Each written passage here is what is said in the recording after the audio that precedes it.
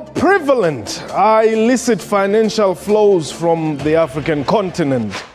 What can be made of the so-called Panama Papers data leak? What is likely to happen to South Africans whose names are mentioned in the Panama Papers? And of what importance is the Special Voluntary Disclosure Program? What time is it? It is question time.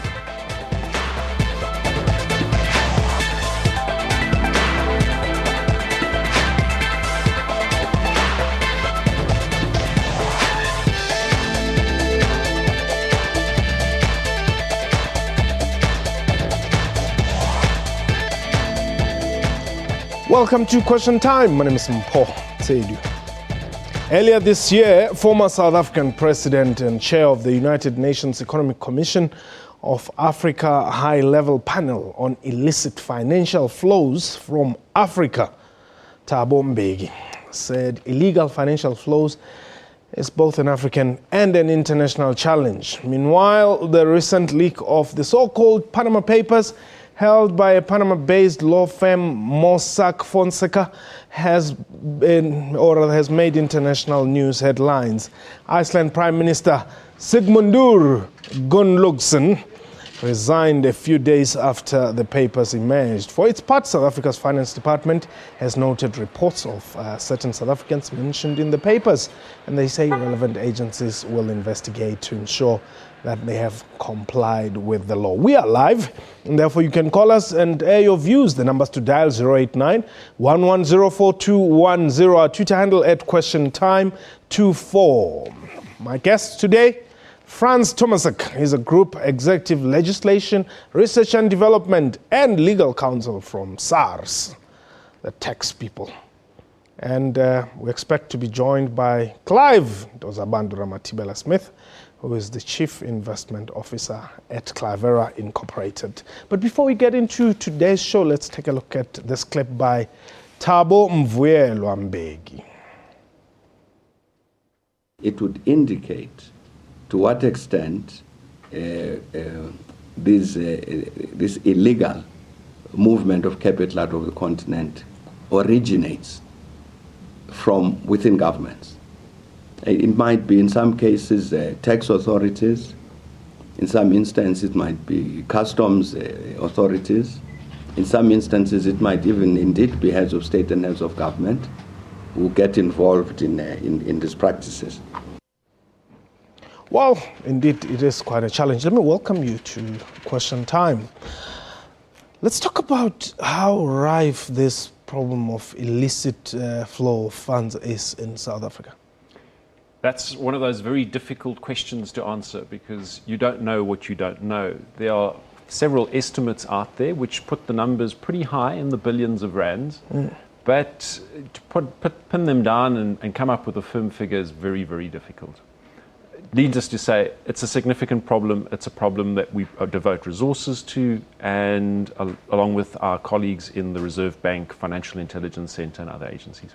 So, well, I know you're saying it's a difficult question, but that's what we do here on Question Time. We ask those difficult questions.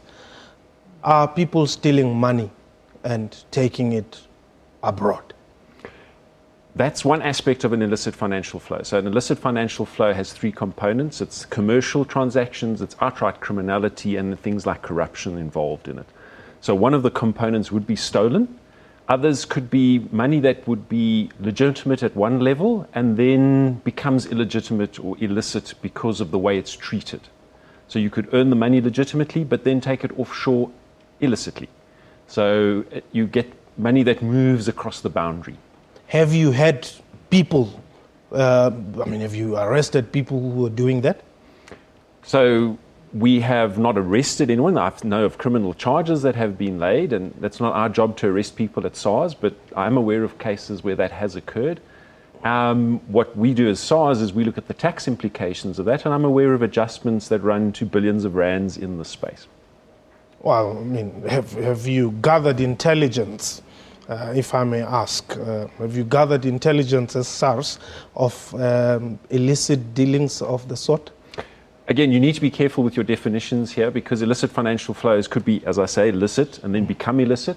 But we are aware of transactions. It's what we do as SARS. We dig into transactions. We look for money that is where it shouldn't be, and which has escaped taxation. And then we go after that and tax it, and with some significant successes in the past.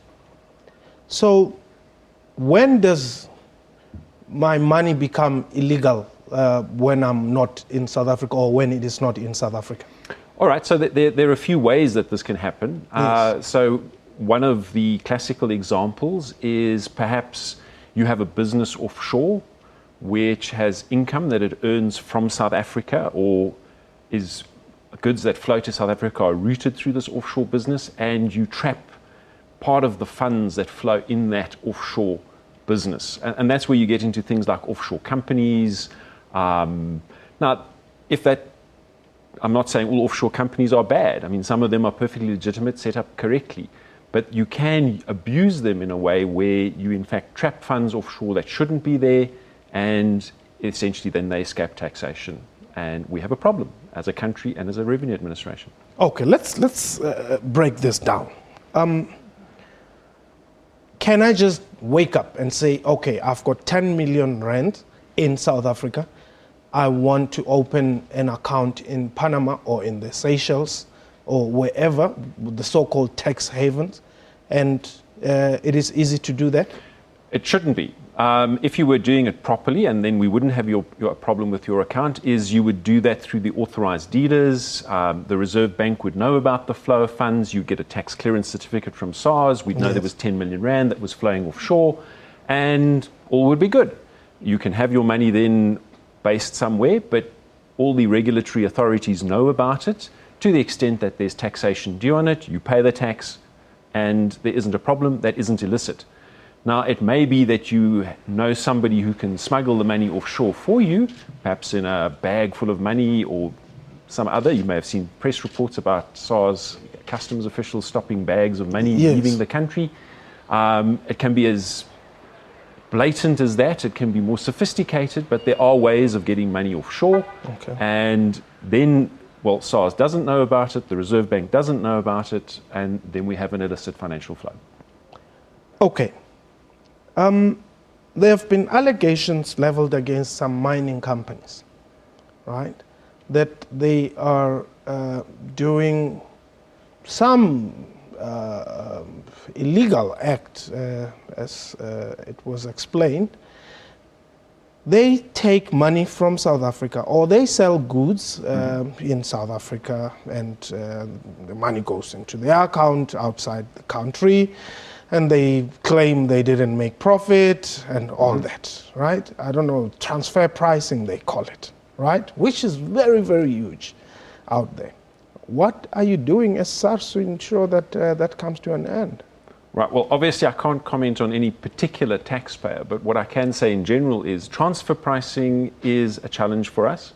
Transfer pricing can be perfectly legitimate again, where you get, because all a transfer price is the price that you charge for something you sell to a fellow company outside the country. Yes.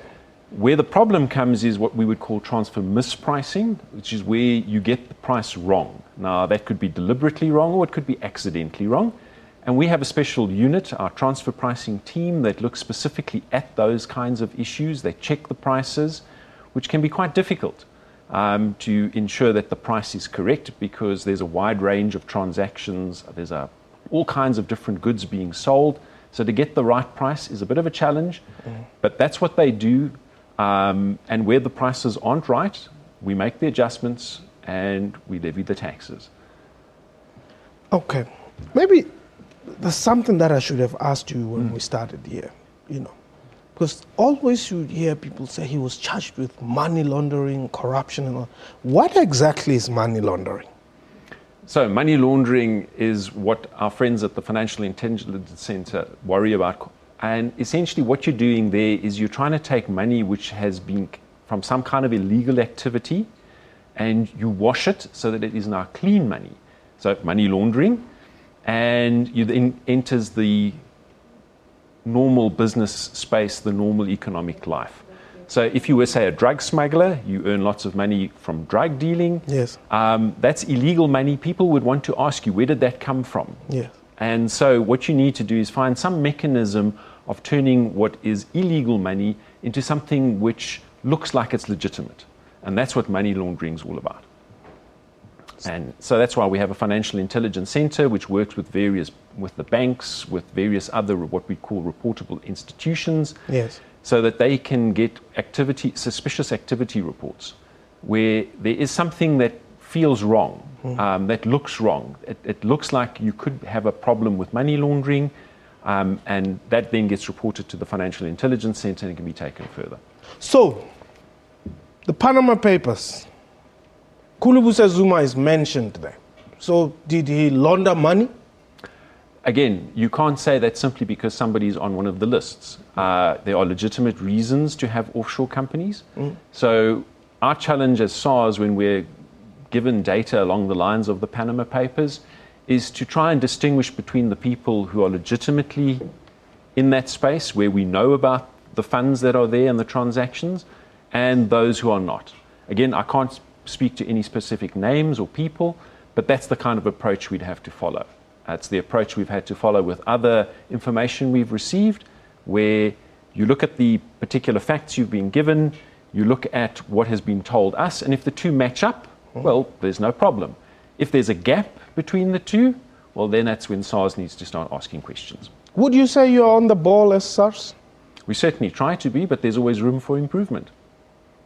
Okay, whilst you're improving, we're taking a quick break. The number to dial 089-1104-210. This is question time.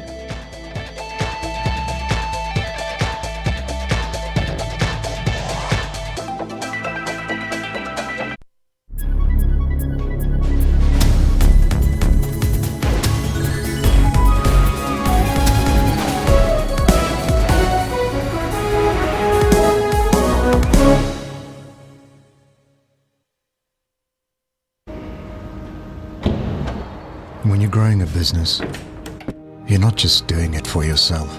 Hey, Dad. But we know you knew that. When you're growing a business, handshakes mean food on the table. It's them. But we know you knew that. 500. When getting things to run smoothly as they should means businesses running well as they should.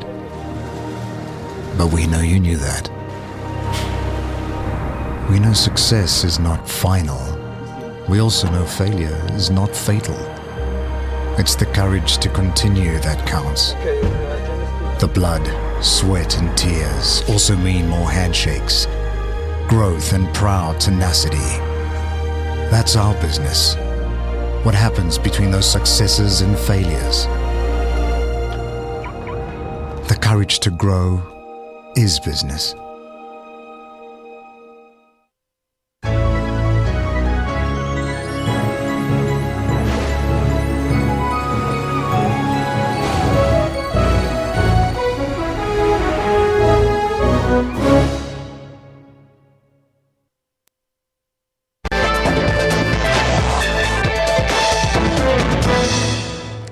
Welcome back. You're still watching Question Time. My guest, Frans Tomasek, is a Group Executive Legislation, Research and Development and Legal Counsel from SARS.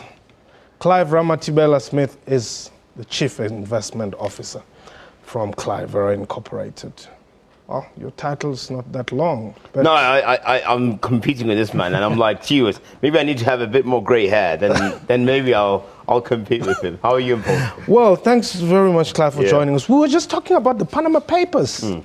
Yeah, it's one of those stories that you're going to have they're going to have a significant mark in our history. And the reason why that is because how they were leaked, firstly, the fact that, the top media house in the world actually was able to get a hold of this information. What is it, 11 million papers, is it? Pages, yeah. And what that tells you is that this was not a planned leak. So obviously it was certainly by accident. Yeah, because well, they said it's not a leak. It's a It's a crash. It's a crash. System. Well, Well, you know when you have a crash when you're in high school, what happens? You probably never get that girl anyway. But the point of the matter is that we've got a situation where we've got this information that we have. The question is, how do we analyze it? What does it mean? How do we interpret it? But it has already cost some political heavyweights. It does. I mean, the biggest, I think, was actually David Cameron. I thought that was quite phenomenal, that the fact that they wanted him to resign as Prime Minister. But we need to know what information means to us before we can actually take action. So, and I'm going to sound very controversial here. It's the same as a constitutional judgment. Okay. How do we interpret that? You had so many legal experts that came up with different analogies with regards to what it actually means and what the president should be doing. But if somebody doesn't do what people say, does that mean that they're wrong? And it's the same situation that we have with these Panama reports and the leak, is that the information does not say that these guys did something illegal. Yes. What we know is that it shows that people have offshore accounts, which is not illegal, but it asks the question, did they do it because they wanted to protect their tax liabilities? If we can identify proof that says, yes, that's the reason why they did it, then we have substance. Dougie, you are in the Val. Welcome. Yeah, how's it? I'm well. How are you, Dougie? Well. I want to actually ask just a question. Yes. You know, this Panama Papers, it must be a rogue unit. Okay. Like we got a rogue unit here at SARS. Well, he won't agree with you on that. Eh? I'm saying he won't agree with you. That they've done that Panama Papers. Yes. Are rogue units. Eh? You think so, Dougie? You hear what I'm saying? I hear you and your dogs. Yeah, that guy must answer us our question. Okay. He must tell us, you know, because it just proves to show that SARS needs, if it's not going to be called a rogue unit, then it needs some sort of unit to make sure people are doing what they're supposed to be doing. Dougie. Or am I wrong? Well, let's hear what SARS has to say. Well, I'd like to say we can't claim credit for the Panama Papers. Somebody else out there managed to get that information.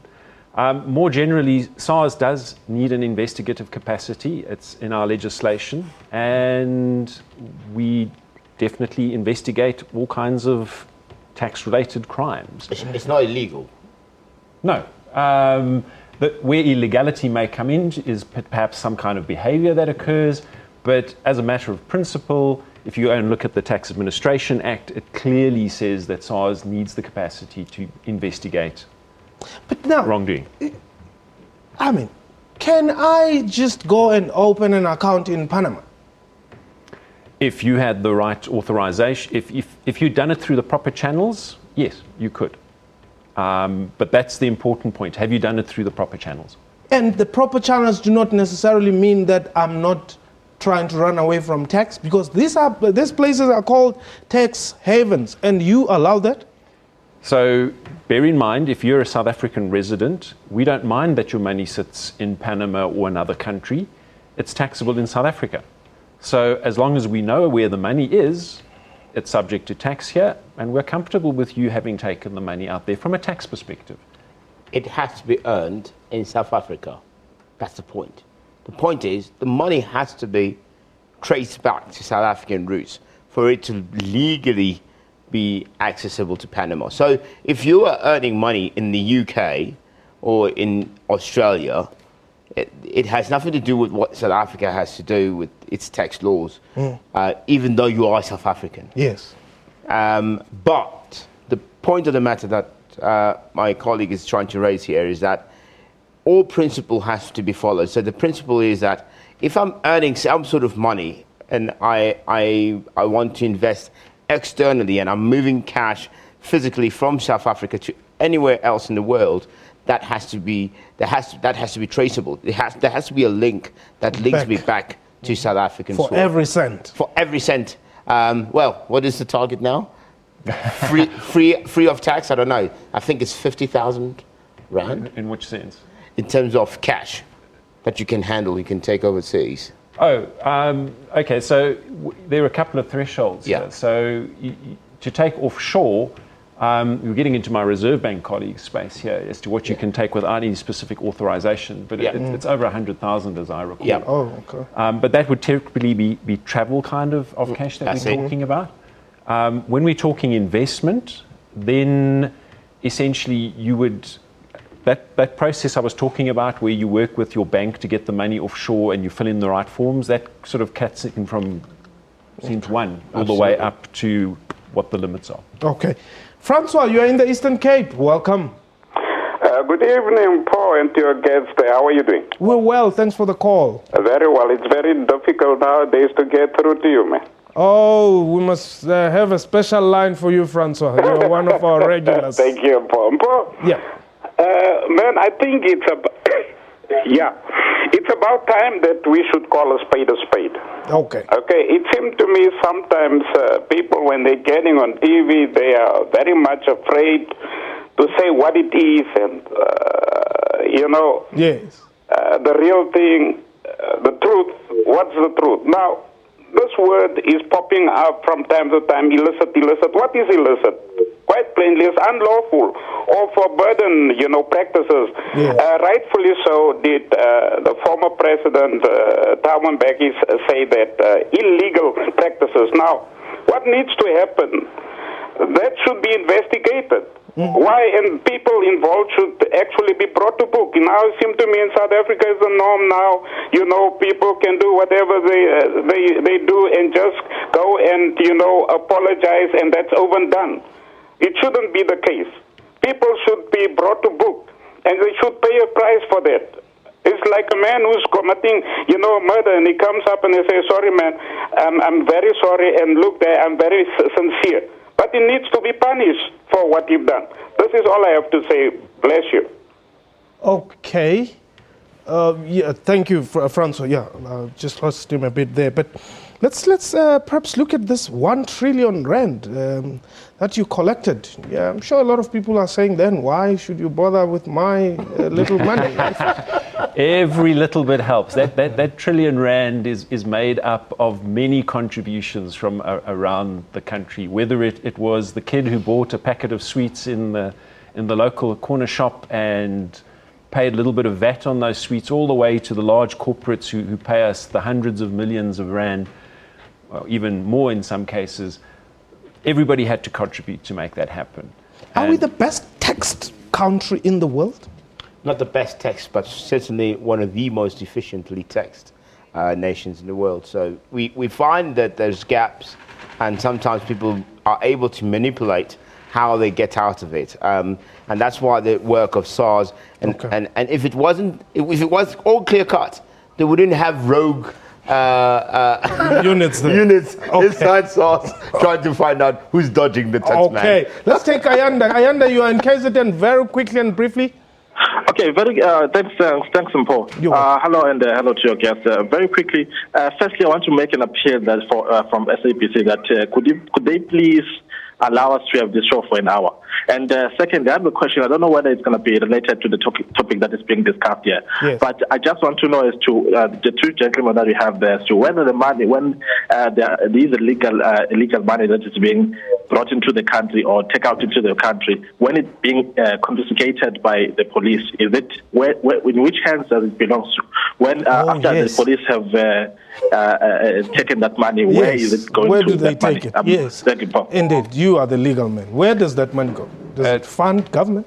So that depends. So let's say we confiscated money that was moving across the border, something along those lines. That gets seized and handed over to the Reserve Bank. Yes.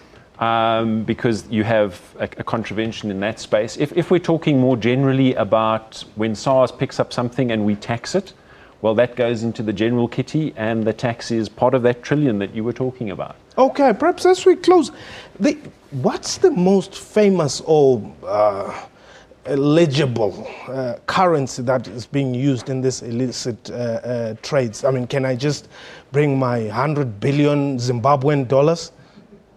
Very interesting question, but let me ask you this. What is the most powerful currency in the world?